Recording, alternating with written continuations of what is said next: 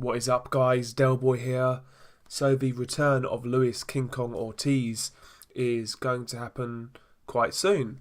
He is scheduled to fight on the 28th of July on the undercard of Mikey Garcia versus Robert Easter Jr. He is scheduled to fight heavyweight Joe Hanks. Joe Hanks a few years ago was actually viewed as a prospect.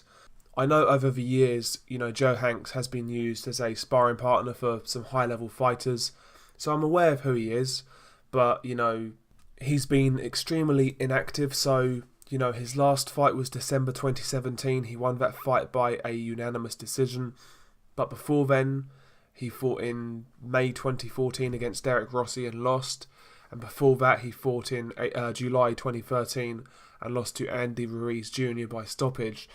So he's been really inactive, and to be quite frank, he was never that good to begin with.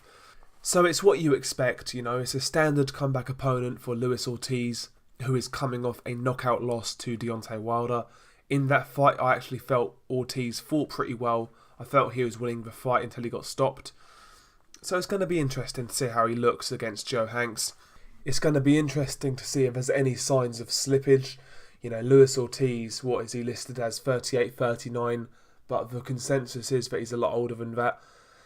Not only that, he's on high blood pressure medication, so you have to question Luis Ortiz, his health and his longevity in the sport.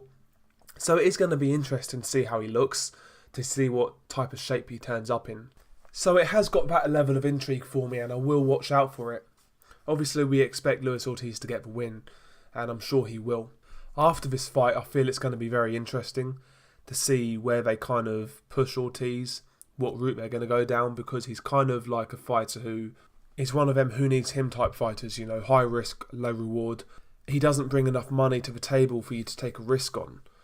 So, yeah, it's going to be hard to see where Luis Ortiz goes from here, and I'm going to be extremely interested to see where they push him.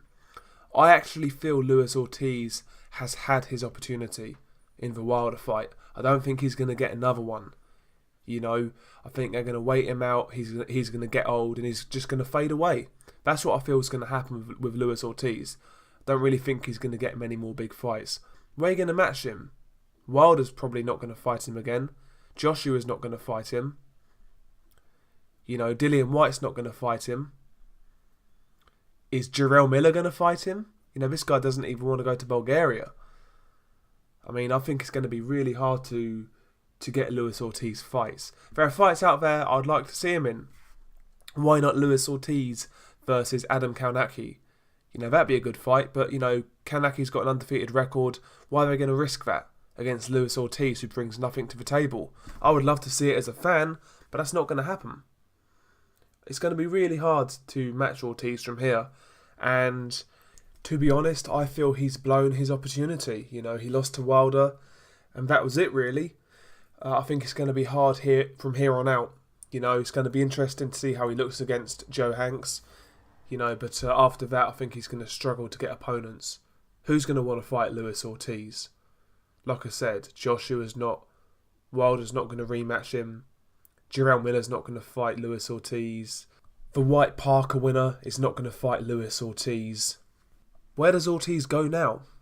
What do you guys think? Peace.